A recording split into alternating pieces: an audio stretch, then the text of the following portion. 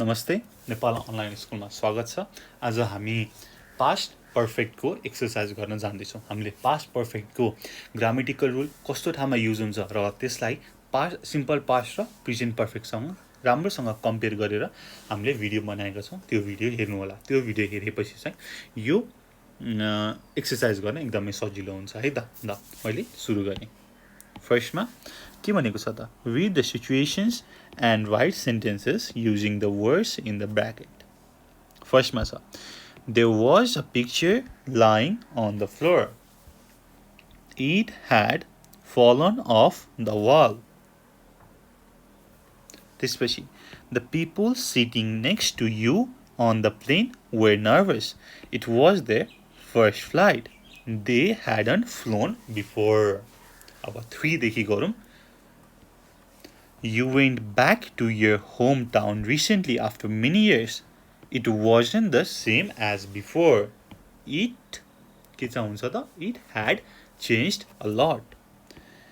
It has changed a lot. अब मैले यो भन्दा अरु गर्नुभन्दा मैले थोरै बुझाउन चाहे है। मैले त्यो पास्ट पर्फेक्टको भिडियोमा पनि भनेको छ, तपाईले त्यसमा हेर्नुभयो भनेदेखि डिटेलमा भनेको छ, चाँडै बुझ्नुहुन्छ। यसमा चाहिँ म सर र एउटा ओभरअल कुरा मात्रै भन्छु है त। हामीले पास्ट पर्फेक्ट कुन बेला युज गर्छौँ भन्दाखेरि जुन कुरा चाहिँ पास्टमा भएको छ र पास्ट भन्दा पनि बिफोरको कुरालाई रिप्रेजेन्ट गर्नको लागि पास्ट पर्फेक्ट युज गर्छौँ। जस्तै मैले सानो एक्जाम्पल दिएँ, राम र श्याम चाहिँ पार्टीमा गयो। राम र श्याम चाहिँ एउटै पार्टीमा गयो। राम चाहिँ 10 बजे पार्टीबाट निक्ल्यो, तर श्याम चाहिँ 11 बजे पार्टीमा आइपुग्यो भनेदेखि श्यामले त रामलाई देखेन। अब श्यामले के भन्छ भन्दाखेरि राम ह्याड अलरेडी लेफ्ट अथवा राम ह्याड गन होम भनेर भन्छ है। यो चाहिँ पास्टको कुरा त छ, श्याम वेन्ट टु पार्टी, तर पास्ट भन्दा पनि बिफोर द टाइम कुरा गर्नु पर्यो भनेदेखि हामी के युज गर्छौँ त? पास्ट पर्फेक्ट युज गर्छौँ है। तपाईँले यति कुरा जान्नुभयो भनेदेखि पनि धेरै सजिलो हुन्छ, नत्र प्लिज त्यो भिडियो हेरिदिनु होला। ल 4 मा, somebody sang a song, you didn't know it भनेर भनेको छ। अब I hadn't heard it before, मैले पहिला कहिले सुनेको थिइनँ। I hadn't heard it before. त्यसपछि, I invited Rachel to the party, but she couldn't come. मैले उसलाई पार्टीमा इन्भाइट गरेँ तर ऊ आउन सकिन। She had arranged to do something else. She had arranged something. She had arranged to do something else.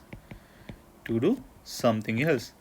मैले ऱ्याचललाई इन्भाइट गरेँ तर ऊ आउन सकिन। किन भन्दाखेरि उसले पहिल्यै नै केही गर्नको लागि एरेन्ज गरिसकेको थिए हैन। उसले चाहिँ पार्टीमा इन्भाइट गर्नुभन्दा पहिले नै आफ्नो काम एरेन्ज गरिसकेको थिए। सो हामीले बिफोर द टाइम पास्टको कुरा त गर्यौँ, तर पास्ट भन्दा पनि अझै बिफोर द टाइम कुरा गर्छौँ है। ल यस्तै गरी, You went to the cinema last night. You got to the cinema late. सिनेमामा ढिलो आइपुग्यो हो।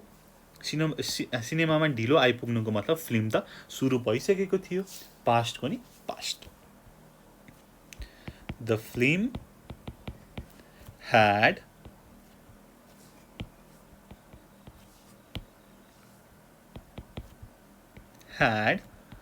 already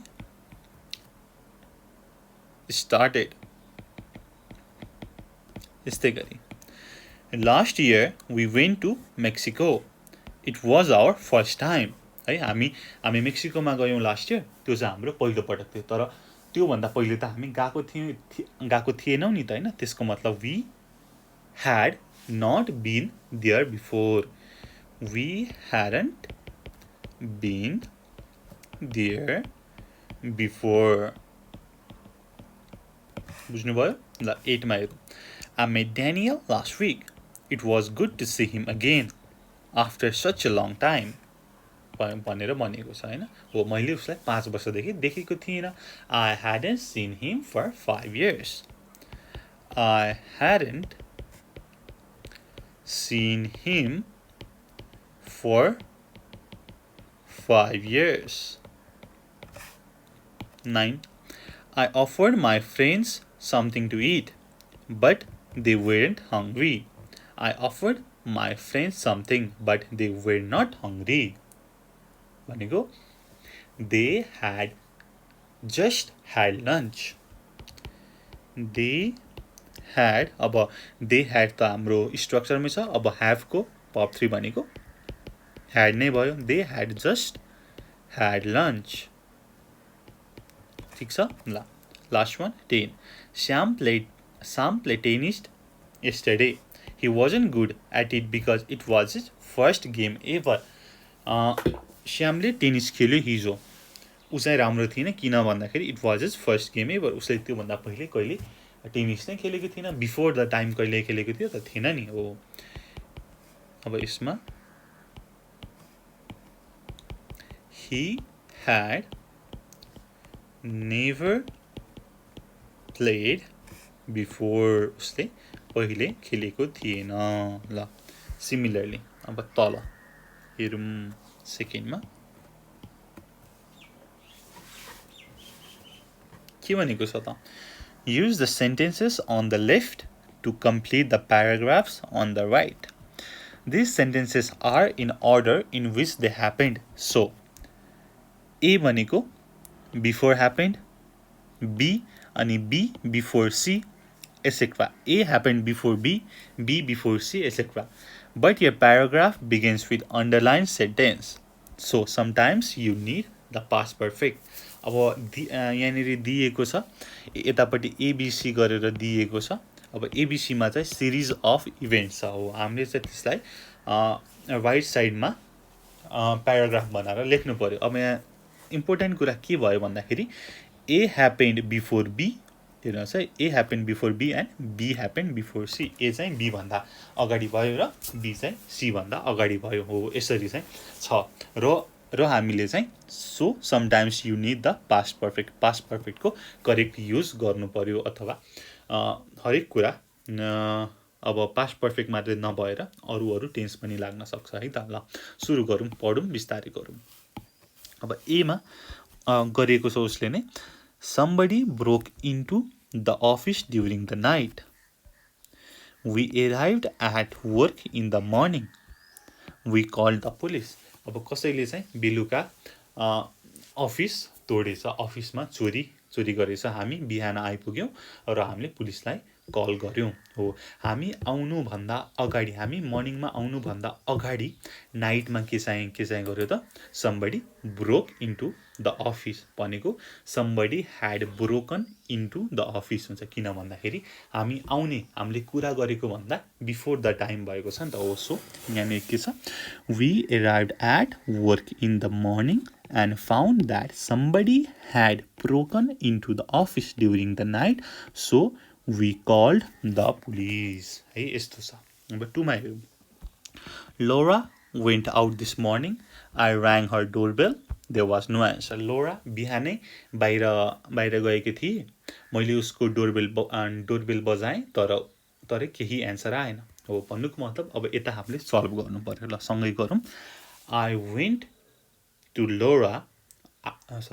to Laura's house this morning and rang her bell, but there was no answer.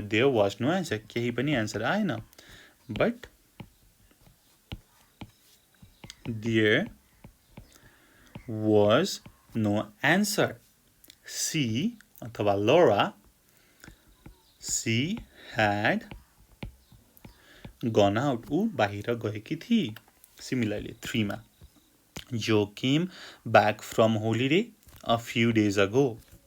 जो होलिडेबाट केही दिन अगाडि आयो. I met him the same day. मैले त्यही दिनमा नै भेटेँ. He looked very well. अब हामी यता गरौँ.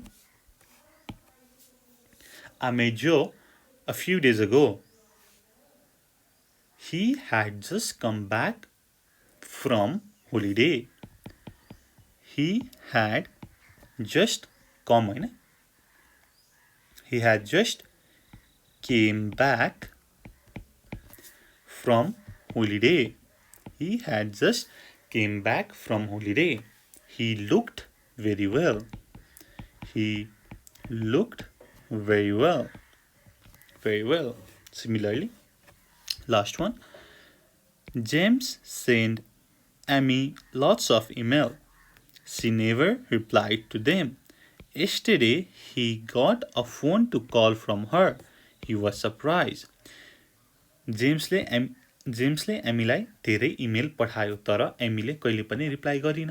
हिजो जेम्सले एमीलाई फोन गर्यो र जेम वाज सरप्राइज्ड. ल यसको यतापट्टि गरौँ. yesterday जेम्स, अब यहाँनिर हामीले सीदेखि स्टार्ट गर्नु पर्यो. yesterday, अब yesterday भन्ने बित्तिकै अब के चाहिँ गर्नु पर्यो त हामीले सिम्पल पास्टमा गर्नु पर्यो. yesterday James got a phone call from Amy. एमीले चाहिँ जेम्सलाई फोन गर्यो. He was surprised. अनि यो सरप्राइज भयो. He was surprised. He had sent her lots of email. He had sent her lots of email. But she had never replied to them. But she had never replied. अब यहाँनिर चाहिँ मैले simple past लेखेँ, यहाँनिर चाहिँ present perfect लेखेँ. किन लेखेँ त भन्दाखेरि जब phone आयो, फोन आउनुभन्दा बिफोर द टाइम, मैले बिफोर द टाइम भनेर धेरैचोटि भनेन, बिफोर द टाइम उसले इमेल धेरैचोटि पाइसक्यो र रिप्लाई पनि गरेको थिएन एमीले. हो बिफोर द टाइम के भयो त होइन. हिजो पास्टको त कुरा छँदैछ yesterday. अब पास्ट भन्दा नि पास्टमा जानु पर्यो. बिफोर द टाइम भनेदेखि हामीले यो गर्छौँ. Then last one.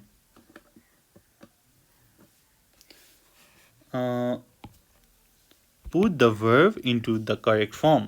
Past perfect, I had done, or simple past. हेरेर कुन चाहिँ सुइटेबल छ त्यो हेरेर गर्नु पर्यो. फर्स्ट वान हामीलाई गरिदिएको छ. Paul wasn't at the party when I arrived. He had gone home. म आउनुभन्दा अगाडि नै गइसक्यो. I felt very tired when I got home, so I went straight to bed. I went straight to bed. मैले घर आउनुभन्दा अगाडि. I felt very tired when I got home. घर आउनुभन्दा अगाडिको कुरा गर्नु परेको भएदेखि यहाँनिर पास्ट पर्फेक्ट लाग्थ्यो. तर घर आइसकेपछि अबको पास्टको चाहिँ अगाडि बढ्दैछ नि त. हामीले पास्टको बिफोर द टाइम होइन, पास्टको आफ्टर द टाइम गरेको छौँ. So I went straight to bed. 3 मा the house was very quiet when I got home. Everybody had gone to bed. म घर आउँदाखेरि घर सुनसान थियो. भन्नुको मतलब सबैजना सुतिसकेको थिए. घर आउनुभन्दा अगाडि नै सुतेको नि त, बिफोर द टाइम हो. बिफोर द टाइम यसमा ठ्याक्कै सेन्स आउँछ है त. त्यस्तै गरी Mark travels a lot. When I first met him, he had already traveled around the world. He had already traveled around the world. हो Mark travel a lot. मैले उसलाई भेट्नुभन्दा अगाडि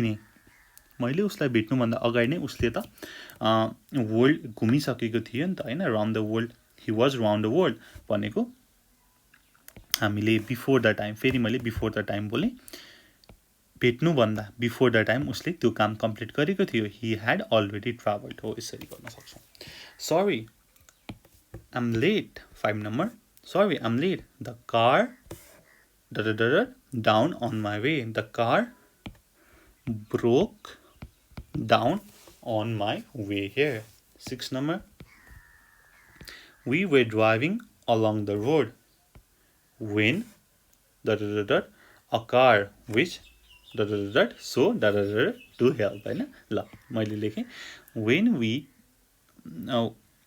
were driving along the road when we saw a car which had broken down, so we stopped. यहाँनिर past simple तर यहाँनिर past perfect किन भन्दाखेरि the car was already broken, the car had already broken. पहिला हामीले देख्नुभन्दा अगाडि, हामीले stop गर्नुभन्दा अगाडि नै it was already broken. So हामीले यहाँनिर पास्ट पर्फेक्ट युज गऱ्यौँ है। यसरी चाहिँ हामीले एक्सर्साइज गऱ्यौँ। तपाईँलाई यो भिडियो कस्तो लाग्यो? आशा छ राम्रो लाग्यो होला। केही सल्लाह सुझाव छ भने तपाईँले हामीलाई गर्न सक्नुहुन्छ, तल कमेन्ट गर्न सक्नुहुन्छ, डिस्क्रिप्सनमा रहेको फोन नम्बरमा फोन गर्न सक्नुहुन्छ। Thank you so much for watching. Until next time, good bye, जय चन्द्रसूर्य।